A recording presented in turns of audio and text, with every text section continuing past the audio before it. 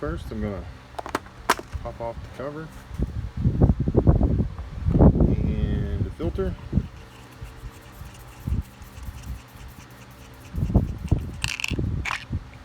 And there's the carburetor.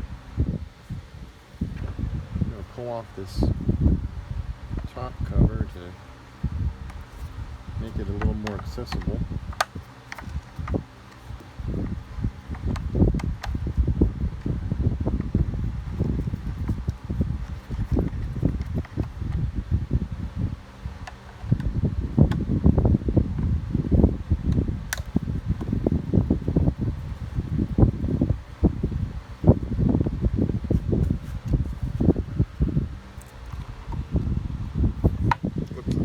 Three screws. Never actually changed a carburetor on this particular saw, but I've done it on many others and trimmers and blowers and so forth, so it should be very similar. I think I'll disconnect the plug to make it a little easier on me. There. Alright, so now we've got it all exposed. I'm going to pull off this cover for the idle and mixing screws. Set that to the side.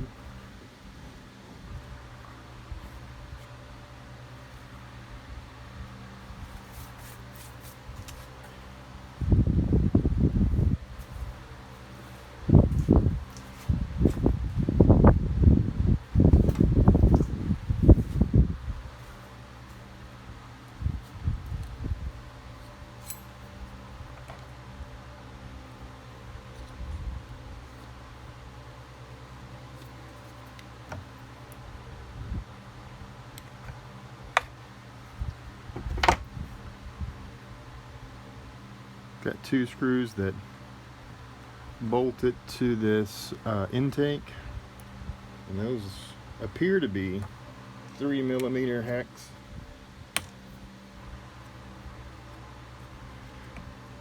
Which is odd. I don't know if these are metric or SAE fasteners on this.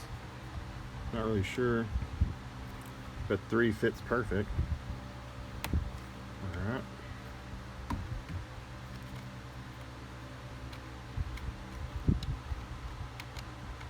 That one came out there.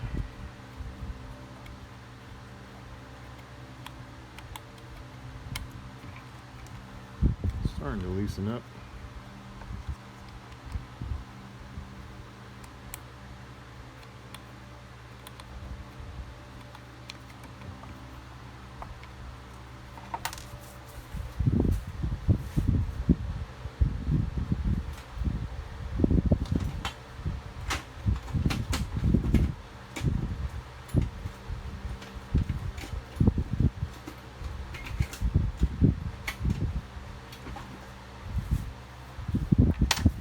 I'm going to use my medical style. I doubt these are called pliers, but these are really handy. I think you can get these at Harbor Freight. I don't think that's where I bought these, but I think you can get them there. There's a snap on the end of this choke lever. I'm going to pop it out. There's that.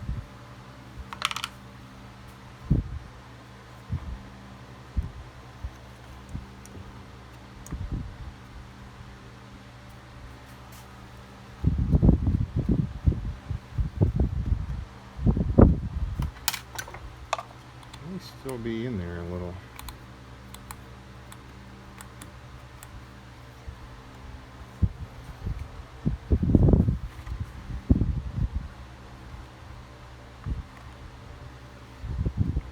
Oh, I see what's going on.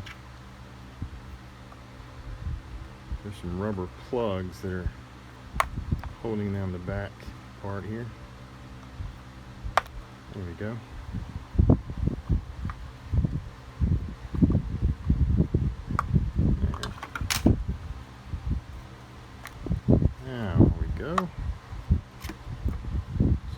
Off. It's a little dirty. I'll have to clean that up a little. Now I'm going to take my pliers, and this looks like the impulse line, so I'm going to slide it off. There we go. And fuel line. Try to be careful as I can. It's kind of tight. There. Maybe I should have drained the fuel first.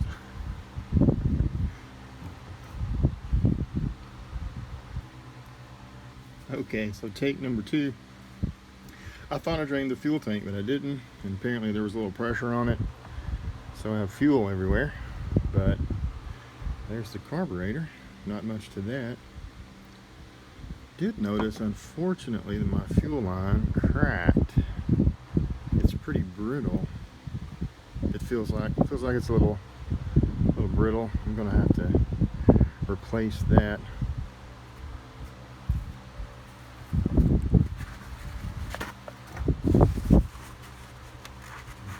Pull out some of that gas oil mix. Clean things up a little. Also need to clean. Looks like I need to blow off quite a bit of dust around the cylinder. Haven't really broken this saw down and cleaned it in the time that I've had it, so now's a good time. This boot looks to be in good shape, as best I can tell.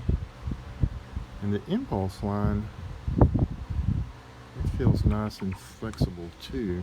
So I'm kind of discouraged about the fuel line there. But I think that's probably one of the differences between an OEM Husqvarna saw and the Chinese clones. Some of the plastic, some of the rubber pieces, they're not going to be the same quality. So I think that's to be expected.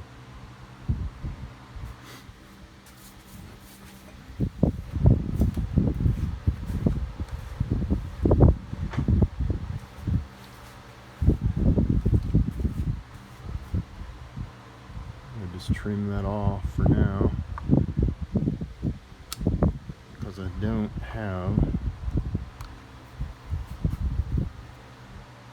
have another one on me, and I kind of wanted to see how this works tonight.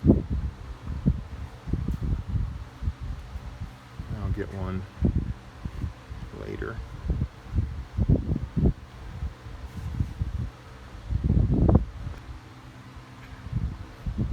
Notice that there's a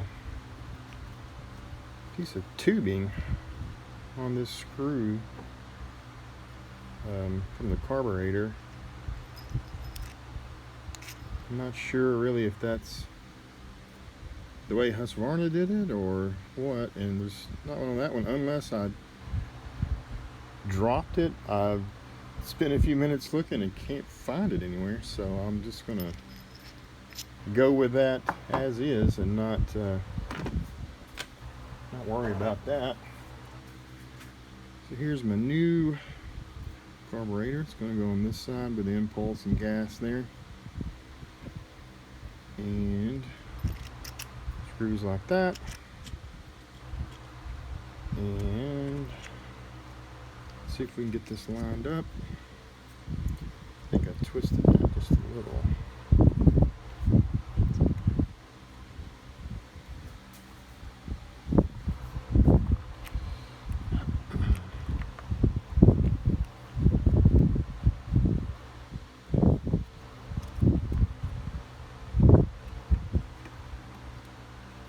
Push these little plugs back in place to hold the back side.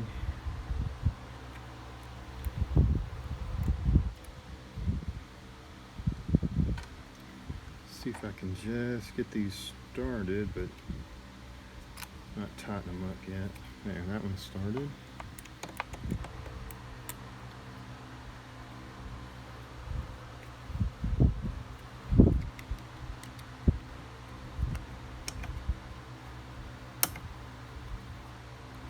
think that, yeah, that one started too. Let's see if I can maneuver this rubber piece back through the hole in the housing. Maybe easier said than done. And that is plastic, so I should probably be careful not to snap that off.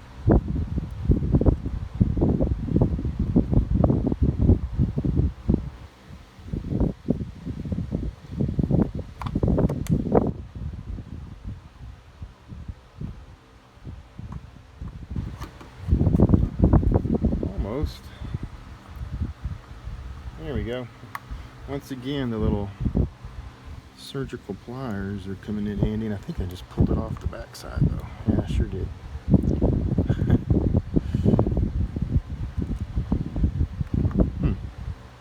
Let's start over.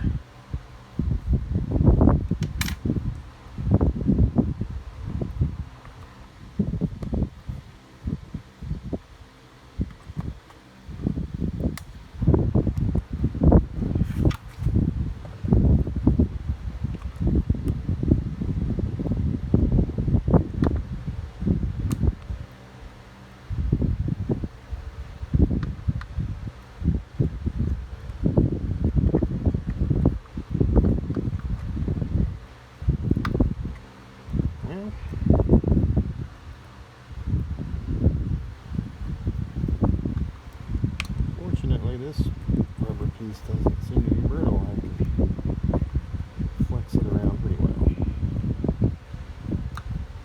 Okay.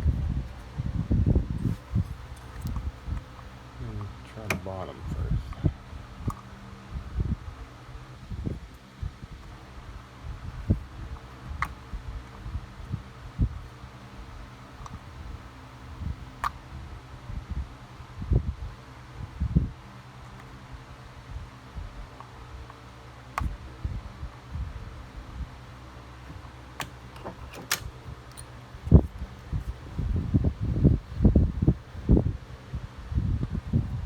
Doesn't seem to be quite right. I'm trying to pull that through. I'll have to check the video and see if that was lined up before. I would expect it to be to prevent an air leak there. So I'll do that. In the meantime,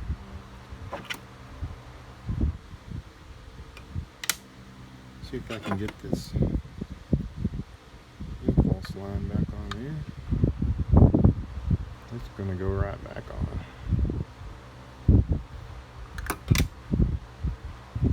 And for now, I shortened this up a little. Actually, I think I'm going to cut just a little bit off, a little bit more. I can still see a crack. And I'm going to try just to put that back on until I get a replacement for that. Maybe a little bit short, but it'll hold just for a test. Let me see, where's the choke? So the choke lever.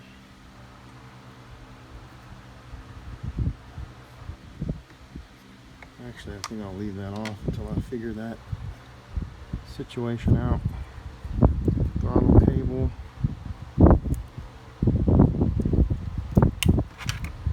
And this is where these pliers come in handy to do little precision movements like that. That seems right. Okay. So I'm going to take a look at the video and see about this. Okay, so I reviewed my video, and it turns out that this is what the position it was in before. This grommet was not going through the hole. I'm not sure if that's right or not. I mean, on the OEM Husqvarna, I'm not sure if that's the way it is or not, but on this clone, I don't see how that's going to come this way. I've got 3/16 of an inch or so there, 1/4 of an inch. So I'm going to leave it like that. That does give me a little leak area for dust, but that's the way it was, so I'm just going to leave it like that. I didn't have too bad of an issue with dust getting inside here into the filter, but I did have some, and I'm thinking that's probably where it was coming from, but it wasn't that bad. I've already tightened down the screws, 2 screws that run through this intake, through the carburetor into the intake into the or this port into the cylinder. So that's not where it goes. So I may regret that if I can't easily get this in place. Looks like I can. Yeah, I'm just gonna come in and snap right there.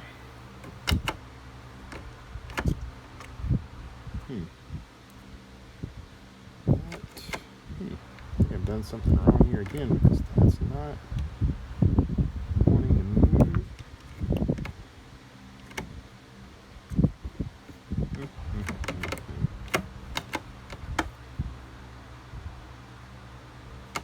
It should pop back.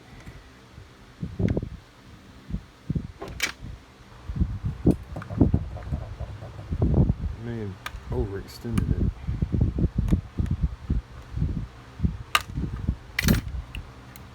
That's what was wrong. It is overextended, I guess you could say. So there's that. Yeah.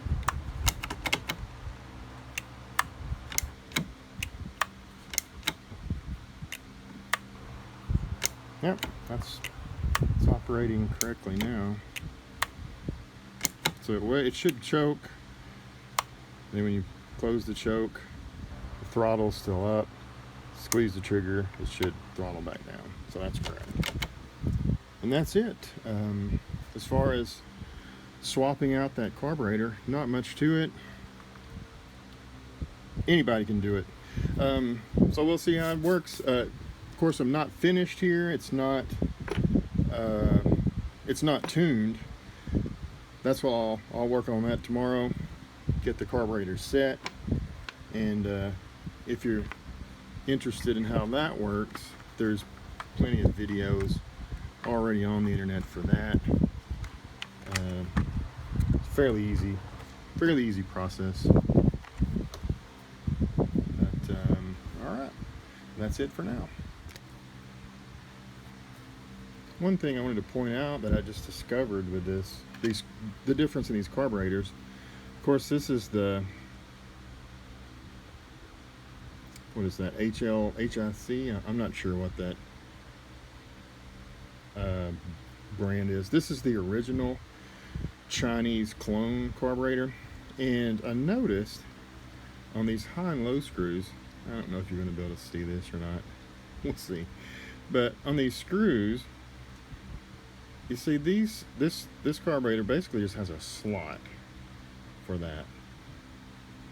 And the Walbro version has a really nice lead in that tapers into that slot.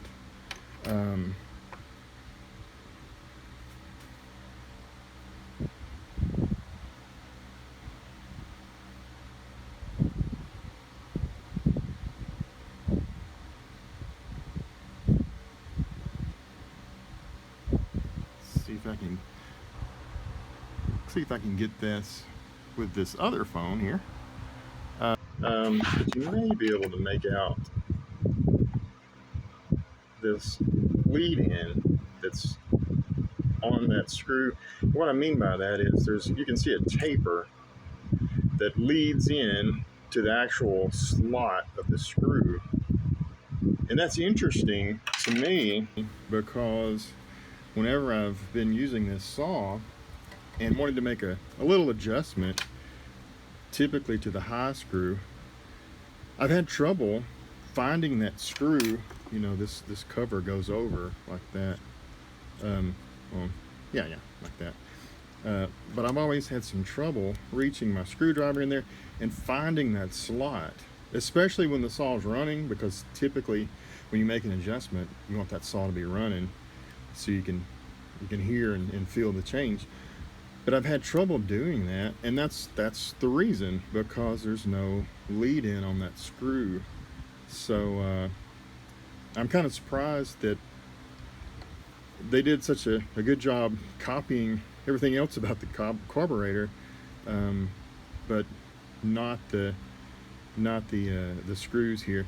And another thing I mentioned on a previous video, I had trouble with this right off the bat when I had first bought this saw, keeping these screws set. They would back out. I was finding that especially the high screw would back out, and I would lose its adjustment, have to readjust it.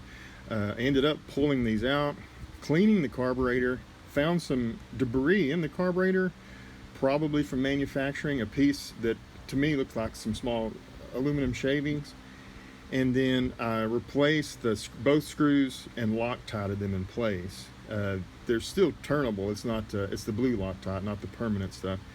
But that really made a huge difference, and otherwise I would have probably gone to this Walbro a lot sooner. But so that's a tip. If you haven't seen my other video and you have a similar issue, you may want to clean the carburetor out, and you may want to and I sprayed it out with some carb cleaner, pressurized carb cleaner, and you may want to Loctite those screws in place. Or Blue Saw's website, I noticed, actually runs a discount now. You can get this saw and you get a discount on the carburetor, pretty substantial. I think it was $20 or so discount on the carburetor. I didn't get that because I'd already bought it, darn it. But I'm hoping this makes things work out a lot better. Also, before I put the top back on, don't want to forget this gasket or this cover. I suppose it's actually a what would you call it? A dust cover to prevent dust from entering in the side of the top. So you want to make sure that is in place, and you get that back on there, and then that gives you a better seal when you get this top back on, so everything is better protected from dust coming in. So that's how that ultimately goes together. So all right, that's it for today.